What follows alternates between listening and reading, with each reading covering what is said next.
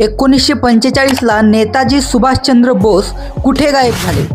नेताजी सुभाषचंद्र बोस यांच्याबद्दल सरकारी माहिती असं सांगते की 18 ऑगस्ट 1945 मध्ये तैवानमध्ये विमान अपघातात त्यांचा मृत्यू झाला। पण या दाव्याबद्दल काही प्रश्नांची उत्तरं आज पण अनुत्तरित आहेत। त्या अपघाताचा कोणताही ठोस पुरावा उपलब्ध नाही।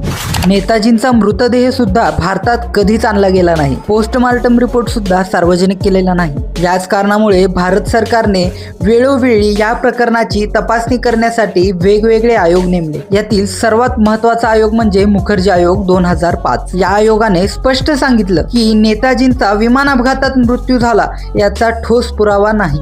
तसेच तैवान सरकारने सुद्धा असा कोणताही अपघात झाल्याची नोंद नाकारली।